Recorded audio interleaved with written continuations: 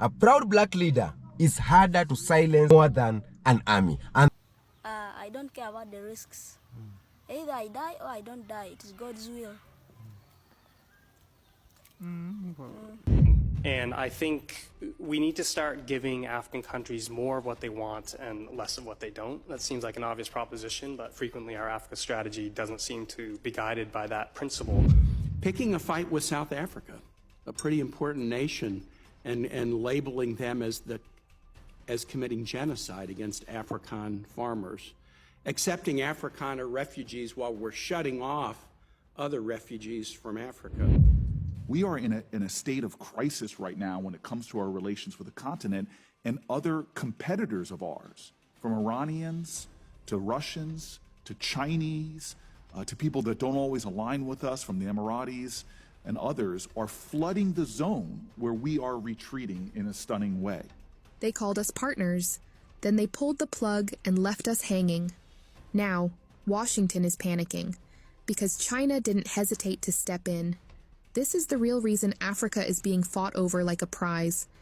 good morning, good afternoon, good evening, wherever you're watching my videos from. Welcome back to my YouTube space. I hope you are doing great, and today is another day that I'm here with you because I thought of something. I thought of something like white people, or the white America, or the white system, or the Western powers, they are scared by the rising or the new rising of black leaders. They are scared or they are afraid of the rising of new black leader. That's what I've been thinking. Because a leader like Traore, leader like Malema, and more of them, they are giving white system hard time, you know. And that's why Donald Trump, in the last visit with Ramaphosa, he asked Ramaphosa to handle Julius Malema. He asked Ramaphosa to take Julius Malema to jail, you know. Ibrahim Traore, they're planning a lot of things against him. And that's why I came with this thinking. White people are afraid with the new, or with the rising of the new leaders like Traore, Malema, and every other leader from Africa or from Black American community. Now, before I go down into this video, I want to say something. The topic I'm going to talk about today, okay?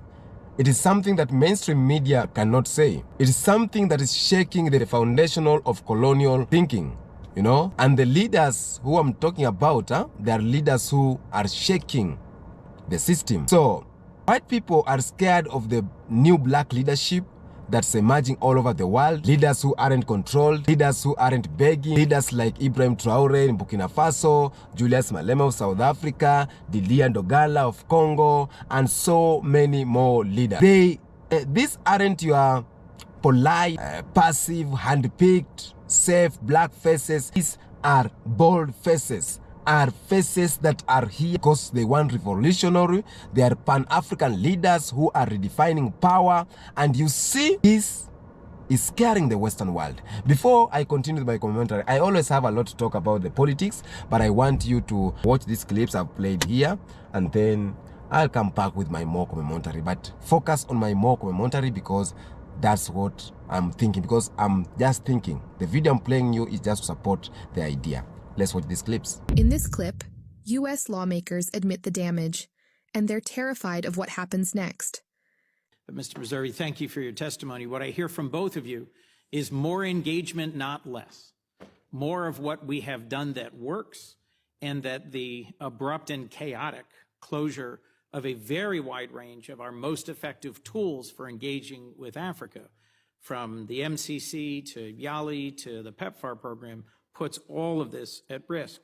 Mr. Chairman, if I might, given your opening comments in the exchange, I'd love to work with you on clarifying the U.S.-Kenya relationship.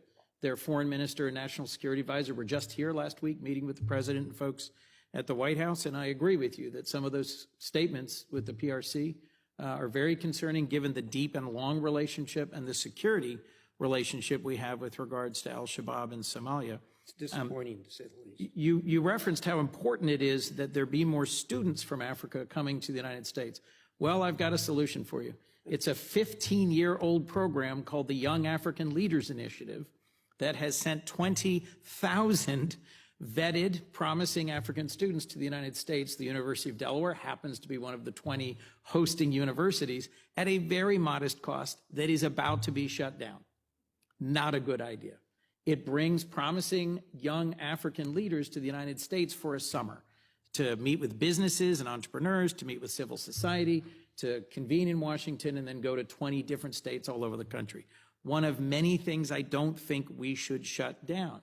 To the point you just made, Ambassador Gavin, the Millennium Challenge Corporation, MCC, launched under President Bush, explicitly used corruption and combating corruption, reducing corruption as one of the key indicators for whether or not a country would get a long-term development partnership with the United States.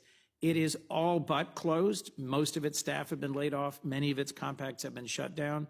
PEPFAR, Mr. Meservey, is all but closed. It has been trimmed dramatically from its scope. A 25-year-old program, long deserving of bipartisan support. I'd just be interested in both of you briefly saying, what does it do to our reputation on a continent of 54 countries, a continent with enormous human potential and natural resources, a country that China and Russia see as the continent of the 21st century? What's it do to our place in East Africa and across the continent if we abruptly shut down these long-standing, demonstrated, and effective programs? Madam Ambassador, and then Mr. Meservey. Thank you, Senator.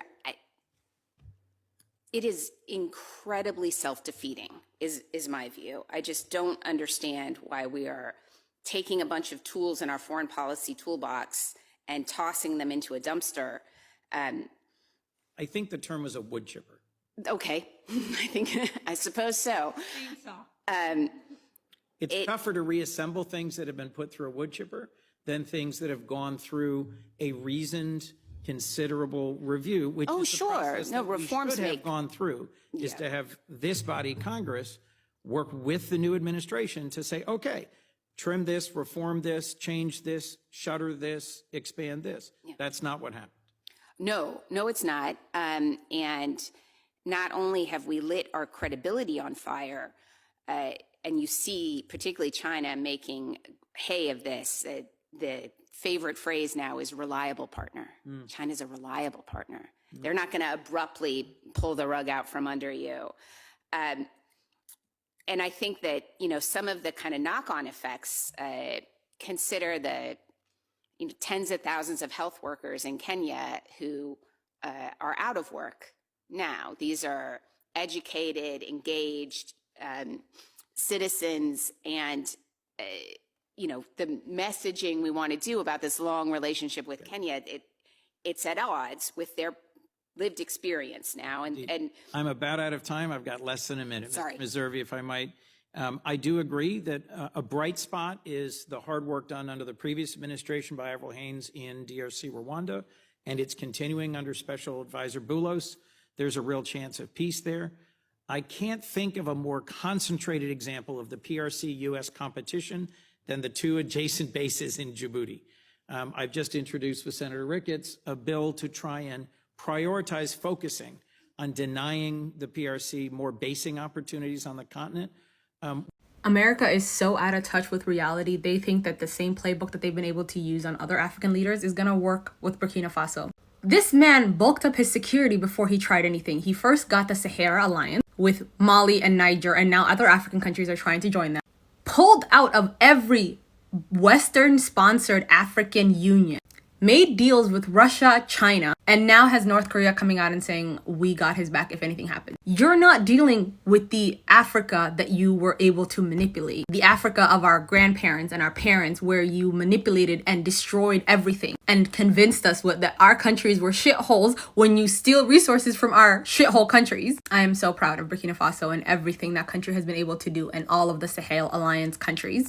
Now we just need other African leaders to wake the F up and understand that Africa has the resources to dominate the globe. And it is time that we stop being considered a shithole continent altogether, because these countries have decided that they would rather keep us impoverished than working with African countries. When the attack happened in Libya and Gaddafi was being taken down, a number of African presidents said, wait, hold. We will fly into Libya and we can have some kind of diplomatic conversations. The feedback from external actors to them was, if you fly into Libyan airspace, we cannot guarantee your security. I want you to think about that for a minute, that heads of state of the African continent were told this on our continent. And ladies and gentlemen, what is Libya today? What is Libya today? And it happened on our watch. It happened on our watch. Ladies and gentlemen, Rwanda 1994. Dilly-dallying over the word genocide at the United Nations Security Council saw 1 million people dead in how many days? And who solved the problem? We had to solve the problem. His Excellency and a small force came back in and had to build this country from scratch, ladies and gentlemen. And today we still get lectures and hear lectures about human rights, and there's something wrong. I want to talk about South Africa today. In South Africa today, we are hearing narratives being built around white genocide in South Africa. You are security actors, you understand the import of these narratives and why are they being placed in the international scene? Why is this happening? What could it open up? But where does Africa stand? 54 nations? A strong continent, resource-rich, fastest-growing continent in the world. Where do we deserve to sit? Your Excellency, let me come to you on this. Multilateral systems and how do we maneuver this very serious reality, please?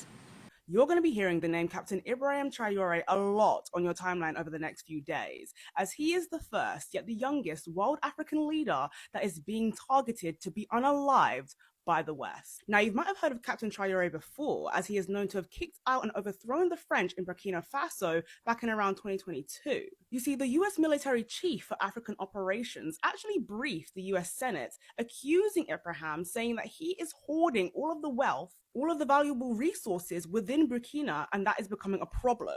Further accusing Ibrahim of hoarding these valuable resources for himself at the direct expense of the people of Burkina Faso.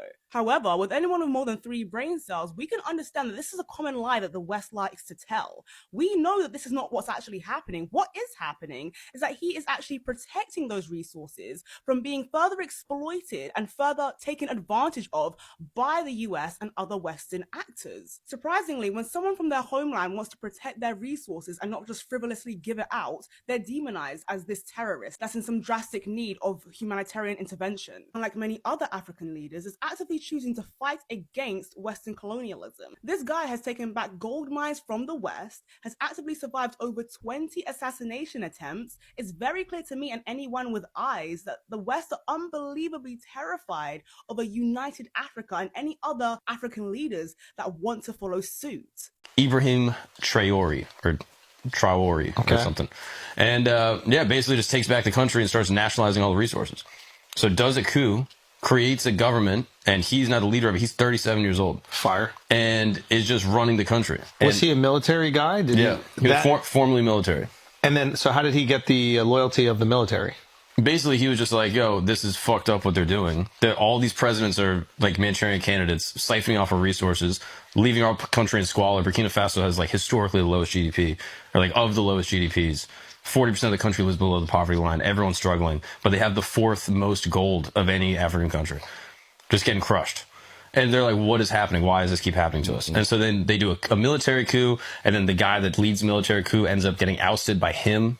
So it's like a coup of a coup. Oh, shit. Of another coup. Like, there's just like all these different coups. And so he eventually gets appointed by like the coup board. And they're basically like, yeah, Ibrahim's going to run it. And now everyone... Why did the first guy get kicked out? Do you know? They were unsure of his loyalty. And then also he wasn't going hard enough on the jihadists. So there's 2 problems happening in Burkina Faso, where the one is like the French occupation. And then the other thing is you have jihadists coming in from like Mali that are now displacing all these people in Burkina Faso. So they're coming through, like 2 million people have been displaced, thousands of people have been killed by this like militant Islamist regime trying to create like an Islamic state. What's their name? They're connected to Al-Qaeda and ISIS. They have like super specific like, you know, sets. Like I don't know what the clique what the specific name is. But yeah, basically he's come through and be like, yo, we're nationalizing the gold, we're kicking all the jihadists out, and we're going to make Burkina Faso great again. Welcome back. I am be real here because fear isn't something new. So let's just be real. And I want to be real kabisa. In Swahili we say, nataka kuwa mkweli kabisa. I will say this. Since the days of Marcus Garvey, Patrice Lumumba, Malcolm X, white systems have always feared strong black leadership. Not because it's violent, not because it's extreme, but because it threatens the hierarchy they build. It threatens the system they believed, the system they built. Black leadership that doesn't kneel scares the hell out of them. Let's talk the reality. Let's talk the reality. Black leadership that tells the West to pack up and leave, it is a threat. That is the truth. That is the truth. Now it is 2025, and in 2025, the leadership is rising again. We are having new leaders from West Africa to South Africa, from the diaspora to the streets of Haiti, and the colonial mindset, it's ending. And that's the thing I'm happy always.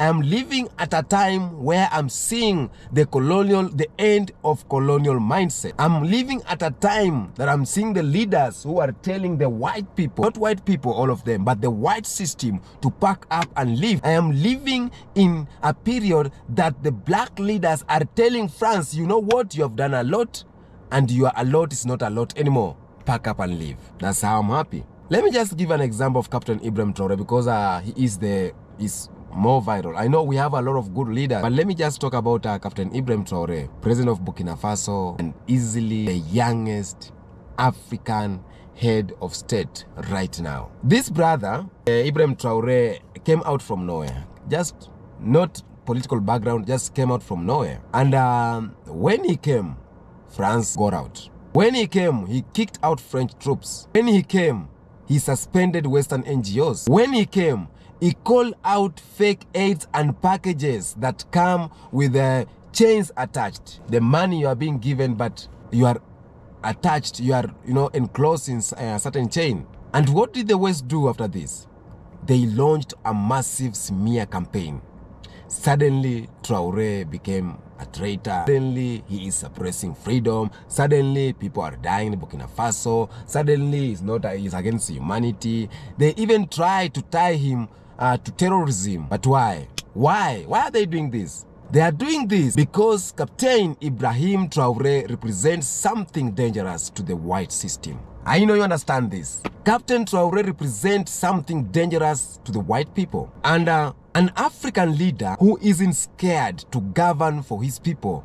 An African leader who is not for IMF. An African leader who is not for AU, who is not for Washington. Just his people. And Ibrahim Traore is an African leader who is just for his people. And that's power. That's power. And they don't want him to do that. And that's why they're creating chaos against him. Now, I will go to Julius Malema. Let me talk about Julius Malema. Julius Malema, you may say what you want to say about him. Talk everything what you want to talk about him. But this guy, this man is lighting rod of truth. He always speaks the truth. He speaks directly about the land issues in South Africa, white people stole it, and how it needs to be compensated or redistributed. He talks about not being sold, not being leased, but giving back to the people of South Africa, or giving back to black South Africans. And every time he speaks, the Western trembles. The Western press slashes its pulse. They call him divisive. They call him dangerous. They even call him a racist. But you know what? Let me say this. He is not talking about revenge. Julius Malema is not talking about revenge. If you hear his speeches, you will know and you understand. But he is talking about justice. Malema says, we are not anti-white. We are pro-black. That was the quote from Malema. And that one scares them so much. That's reality. It scares them so much because as a proud African leader or as a proud black leader with a sharp tongue and no apologies, it is harder to silence than a military. It is harder to silence than an army. Just a proud black leader. And what they do, they fear the influence that these leaders are bringing because if Malema wins in taking back land of South Africans, that means that the domino effect will go to Zimbabwe, Kenya, Namibia, and beyond. Each and every country will rise to fight for that. So they fear his influence, they fear his boldness, they fear, they fear how he always talk the truth. Yes, because once he succeeded, that means that each and every other country will follow that rule. Okay? So here's what they don't want you to see. What they don't want to see is that this isn't about one or two men. This is a wave, a new wave, a global thing, okay? Assimi Goita in Mali, another military leader standing up to France. Thomas Sankara legacy being revised all across the West Africa. Young Congolese activists demanding China and the West to stop robbing the mineral. Caribbean nation pushing to remove the British monarchy completely. So this movement aren't just isolated. They are talking to each other, learning from each other, and they are all one thing in common. What is this? Black leadership that puts black people first. That's the good thing. Not foreign investors, not colonizers, not white saviors, but black leader that will put black people first. And the West doesn't know how to deal with that. It doesn't know to deal with the new leadership. The West doesn't just fear black talk. They fear black action, especially economic action. Look at what Traore and Goita did. Traore and Goita did. They dumped the CFA franc, a colonial currency France used to confront their economies, and now they are maintaining theirs. Now they are trading on their own terms, investing in their own agriculture, partnering with countries outside the Western like Russia, China, and Turkey. Okay? So I'll say this. When black leaders start saying we don't need your aid, we have our land, our minerals, and our people, the colonial model collapse. And that's why you see coups in West Africa getting cheered by young people. Not because they love military, but because they love the idea of freedom from France. Every time this new leader speak up, CNN, BBC, Reuters all jump in with hit pieces. They say, oh, that leader is anti-democracy. Oh, that leader is racist. Oh, that leader. They will try to dig some things to paint you bad. But at the end of the day, white people are scared. I don't know what to think in the comment section. I want you to tell me there. I have a lot of cough. Let me stop there. Until next episode. Peace out.